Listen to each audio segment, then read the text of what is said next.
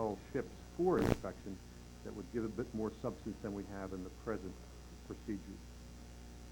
Yeah, I think that point is established. I mean, you know, there are ways to improve it. I still think that if you look at the language that we have here and look at what the terms inspecting and maintaining refer to, it's maintaining the structural integrity is what, you know, that's the bottom line we're trying to achieve here.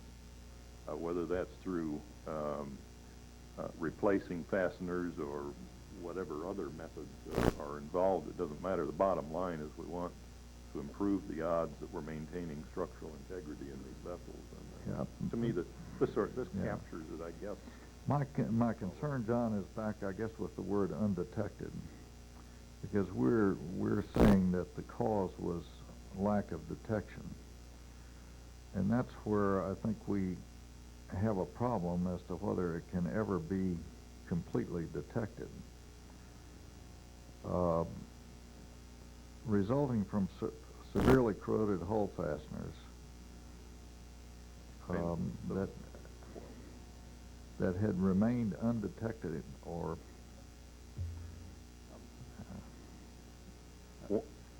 sorry. Yeah, again, I have problems saying that had we had these procedures, we would have detected this. And I think our chances of detecting it would have been enhanced and improved, but it's just not conclusive for me. But one of the ways I'm sorry, somebody else? No, I thought I had a thought in addition to what Member Vogt was saying. The problem of corrosion on this vessel occurred over a long period of time. It was not something that arose overnight or in a short period of time. So had there been improved procedures it is possible to detect it if an intelligent procedure had been implemented on a regular basis that would further enhance the probability of detection. Again, it would not ensure detection. It was a long-term problem, and there could be more chances of detecting for that reason. What we want to do, I think, is focus whatever attention. We want to focus attention on the notion that if there are things that can be done in inspection to improve the probability of detection, then do it. And this probable cause would help to do that. I mean, one of the obvious ways to do it is to say vessels like this, which we now know are susceptible, is to require 100% sampling of all the fasteners, you know, at some periodic interval. Now that may have some other drawbacks that, from the net system safety point of view, may be less than zero. But point is that there are things that can be done in the inspection program to change those probabilities. And I think this sort of gets at it. Yeah, I guess I agree it sort of does, but it's what's left over that's concerning.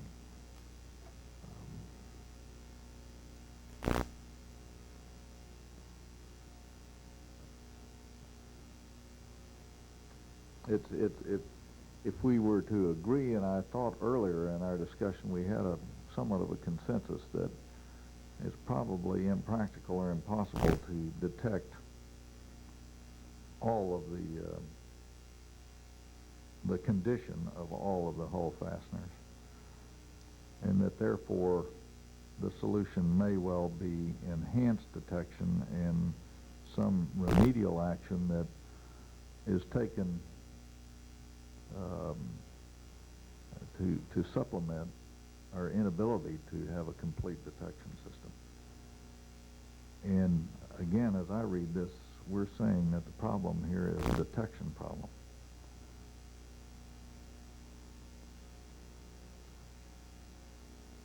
If it will, solve the problem to add the term as you had proposed and remedial efforts, or whatever, I've forgotten exactly what you said, I would support that. Not opposed to it. Well, let us see if we could not add, if was as Member Vogt suggested, and maintaining or remediation of that. Grammar, right? Yes, get the Where's our English major? Well, what if we said had remained undetected and unremediated because of the lack of effective policies and procedures for inspecting and maintaining? Or remediating? Well, if we use remediated up there, then that could be encompassed in the maintenance part Okay. of it. Good. Did we get that? Just wonder if we go down to the boatyard and ask some boatyard guy to remediate his Yeah. hole. Well, we could say, we could say unfixed or unrepaired, Renailed. uncorrected.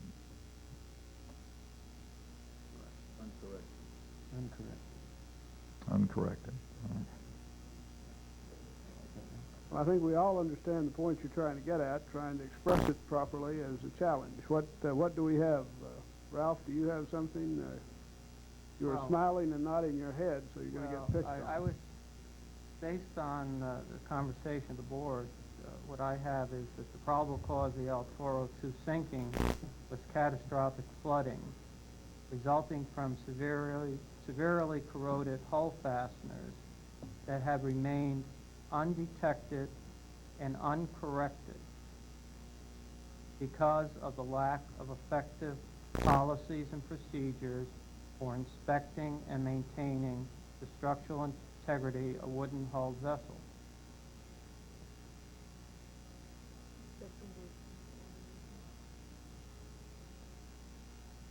Does that get at your point, Carl, effectively enough? I guess I'd still like to have the word supplementing in there for inspecting, maintaining, and or supplementing the structural integrity of wooden hull vessels. Any But other part of the answer to this is to just re-nail the thing, and that may, in the final analysis, be the single best, cheapest, and easiest understood action that can be taken, and it's been taken by this boat owner at the order of the Coast Guard and also of his own volition. I certainly hope that is brought up in the recommendations. All right, is that probable cause acceptable to the other members of the board? I would entertain a motion that we vote on the conclusion and probable cause as presented. I need to hear it. I'm sorry. No, that's got quite lost all right. someplace. Who is the scribe that has the probable cause? Marjorie, you are smiling. I'm taking it actually from what Ralph said, but the probable cause of the El Toro 2 sinking was catastrophic flooding resulting from severely corroded hull fasteners that had remained undetected and uncorrected because of the lack of effective policies and procedures for inspecting, maintaining, and or supplementing the structural integrity of wooden-hulled vessels. Would we say severely corroded, should we say severely corroded galvanized hull fasteners to emphasize that point? I would Yes. suggest that there are other materials that are not as good as Monel. There are materials in between. There's silicon bronze, there's stainless steel. Okay. And so Yeah. I would... So let's leave it general.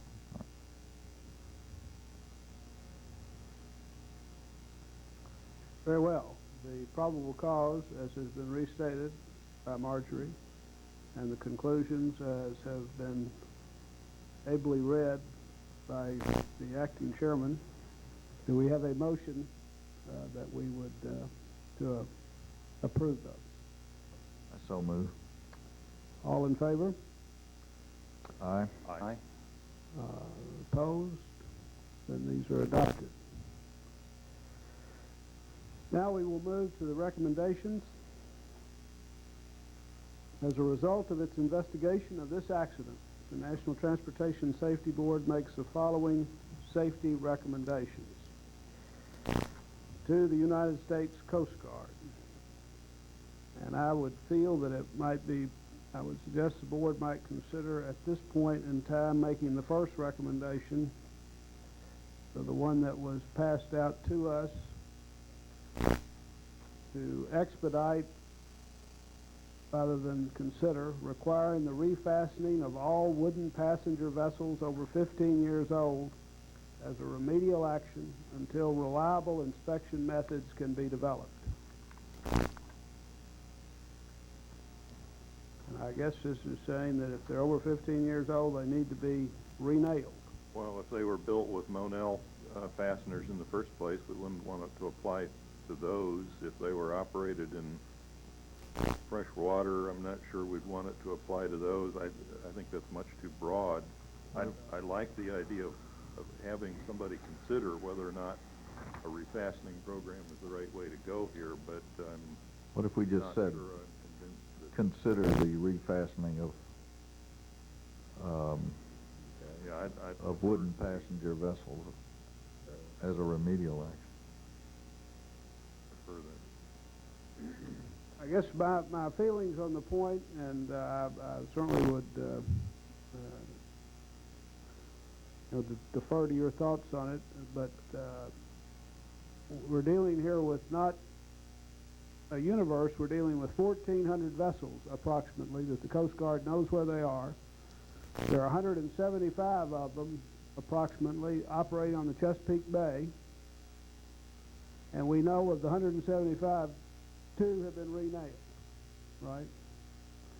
And we know that this is a problem well documented, not just by this safety board, but by the Coast Guard itself in this report of the problem with vessels with wooden hulls. So with those comments, I will, please let me read that again. I lost mine somehow up there in all the paperwork. I think I grabbed yours. To the I think U.S. you Coast grabbed Guard. mine No, first. I grabbed yours. I lost mine.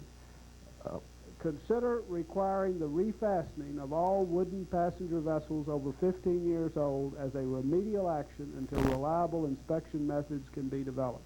Excuse me, are we talking about refastening as a term of art? Would that mean putting in additional nails? Or would that mean taking out the old ones and putting in new ones? That would be the option of the owner and the inspector. They could do either. And of course, one involves a little less labor than the other. Yeah. Okay. And I think the Monell nails would need to be dealt with on their own merit as far as refastening is concerned, and there would be differences as to where refastening would be required and where it could wait a while. Okay. Well, what if we drop the word all? Consider the requiring the refastening of wooden passenger vessels. I mean, we clearly want to consider whether the model ones, but I think the conclusion would be that it wouldn't. Most of them wouldn't. Okay, consider requiring the refastening of wooden passenger vessels over 15 years old as a remedial action until reliable inspection methods can be developed. Any other comment on recommendation number 1? Recommendation number 2. Expedite, with the assistance of the wooden vessel industry, the revision of the Navigation and Vessel Inspection Circular 1-63 and ensure that the revisions include effective inspection policies and procedures for maintaining the structural integrity of wooden vessels, particularly for hull fasteners.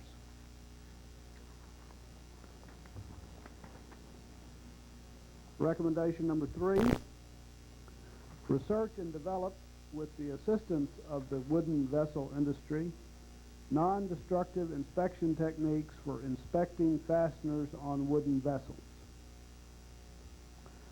I just want to ask, just for the record, does the Coast Guard, this recommendation goes to the Coast Guard? Do they have the capability to follow through on this recommendation if they wanted to do so? Do they have the research and... Yes, the Coast Guard has a research and development branch, and it researches the top priority items that the Coast Guard wants to research. On the other hand, it can work with industry jointly in an effort to do that also. Is this working group, is that already structured doing that at this moment or not? The working group would only make recommendations to the Coast Guard, which would be mainly to do with the inspector's policies. It would make recommendations recommendations to the Commandant of the Coast Guard, and then he then would determine whether to pursue research at the R&D Center. Okay. Number 4, retain the critical inspection history, such as the condition of fasteners and hull construction materials of an inspected wooden hull vessel, and maintain this information where readily available to field inspectors. Being a literal sort of guy, I think we want the Coast Guard to require the retention of, but we don't want them necessarily to retain. May I also suggest to the board two minor changes which will capture the board's idea that we want to disseminate information about all vessels. And may I suggest that it read, require the maintenance of critical inspection history, such as the condition of fasteners and hull construction materials, and instead of saying of an inspected wooden hull, say of, and delete an, inspected wooden hull vessels, and make vessels plural. And that will capture the idea that we want them to maintain histories of all vessels, not just the one, and disseminate information on all. And this is not being done presently under the inspection process? No, on the El Toro 2, there was no history available of whether there had been renailings or what the materials used in the vessel were, and neither the owner nor the Coast Guard had those records available. And this is not an isolated case. When vessels get that old and there isn't a real system to keep this information in the system, it often gets forgotten. And what would have to be done for this information to be put in the system? Would this require rulemaking and a change of, what would the Coast Guard, from a practical standpoint, have to do? I don't believe that it would require rulemaking if the Coast Guard is to keep its own records, and especially given the fact that they have a large database that keeps all types of information, including inspection information. It's simply a matter of adding that information into the database and retaining it, not letting information be deleted until, and keep it for the life of the vessel. In staff's opinion, this is a reasonable recommendation that needs to be acted on. Yes, sir, I believe so. Number 5, require for wooden passenger vessels, yes? Chairman Hall, if I might, I'd just like to add to this. This is maintaining the inspection history for the fasteners and maintaining it readily available to field inspectors. But that implies that they are just keeping the database, that they're not then using that database to disseminate it out for identifying particular areas, for example, that they may say, you'll find that near the keel you'll have difficulty, or you may, whatever they have found, even particular types of nails or fasteners that have been used.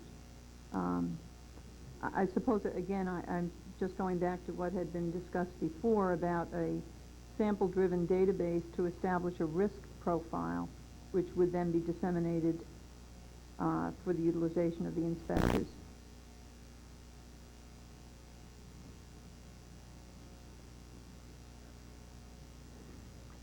I will defer to the expertise on my right and left in terms of whether that is something we want to add. Where do we discuss that in the report? The risk profiles, databases? I don't believe that we, in fact, discussed it at all. I think it's more of a matter of conclusion based on the discussion here. Well, I think that our report needs to support the recommendations directly. So, Unless there is other comment, let's leave the recommendation as read and move on to number 5. Require for wooden passenger vessels that bilge alarms be fitted in the bilges of all compartments that extend below the load waterline. should this necessarily be limited to wooden passenger vessels? Why not apply it? Because we can have leaks from through hull fitting failures and so on, and other kinds of hulls. And seems like a good idea. It's an inexpensive safeguard comparatively. Well, it's certainly a good idea. We just did not didn't make that recommendation based on an accident of a wooden-hulled vessel because of the difference in the inherent nature of deterioration of wooden hulls as compared to the other materials. As far as leakages of hull fittings, yes, they would occur regardless of the type of hull material. However, most of the fittings would be in the engine compartment. Now, the proposed rules of the Coast Guard do propose that bilge alarms be fitted in the engine compartments for all types of vessels. It did not require that it be fitted in all compartments for any kind of vessel. And the recommendation here is for wooden vessels, we propose that we have it in all compartments. Because you don't have through-hole fittings predominantly in aluminum or fiberglass, except in the engine compartments? Mainly so. Below water through-hole fittings? Yes.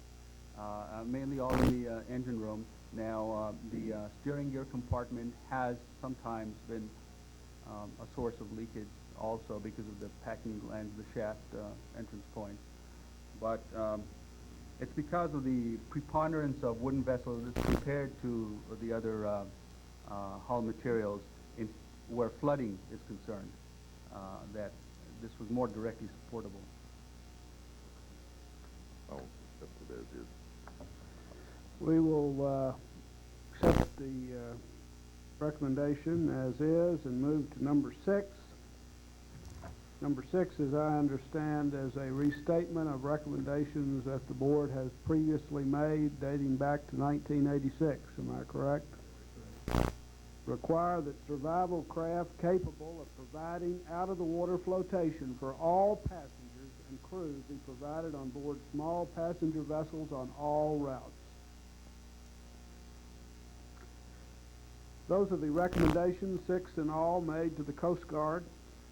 The recommendations now are addressed to the National Party Boat Owners Alliance, Incorporated, the National Association of Chartered Boat Operators, to the Passenger Vessel Association, and to the Maryland Charter Boat Association. And I assume that among those 4 associations, staff, that would include most of the people, if not all the people, that operate the 175 vessels that we referred to on the Chesapeake Bay. Yes, sir. Okay. Recommendation number 7, develop maintenance standards for wooden vessels, particularly for hull fasteners, and disseminate those standards to your members. Number 8, recommend to your members that pending the development of non-destructive inspection techniques, vessel owners initiate alternate measures to ensure the structural integrity of wooden vessels, particularly hull fasteners.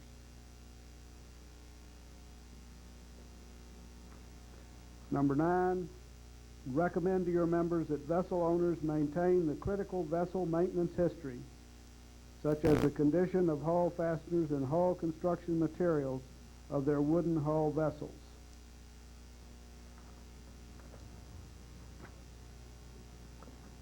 Are there any additional comments from the members of the board on these 9 recommendations? Move the adoption of the recommendations and the report. So moved. Do I hear a second? Second. All in favor, say aye. Aye. Aye. The board report and recommendations are approved. I would like to thank the staff for a well-written report, and I would ask the staff, as is going to be the custom of that the recommendations that you have made, that we have a report on the status of those recommendations a special report from them 6 months from the date of this meeting, so that we know exactly what action has been taken. That report, to the extent possible, not be on computer paper, but on a typewritten form in simple paragraphs, so that the acting chairman can comprehend the information he has provided. We have one other matter that we need to discuss. What is the proper terminology? Notation is. Another notation that we need to take up in closed session, which we will then take a break until 1 o'clock, and at 1 o'clock reconvene to discuss notation 6391, but this could... Chairman? Yes. Could I just make one comment on this report? Please. I note that the accident happened in December, and we're now in early September, and that's a great step forward in expedition, I think, because this report was ready even before this in August. And it is a very well-written Yes. report. And I think that is a tribute to Chairman Vogt's persistence, as well as the staff's persistence in being sure that these reports are brought forward in a timely manner, and I certainly hope that that will continue as well. I would also like to concur with it. Very well-crafted report. Thank you very much.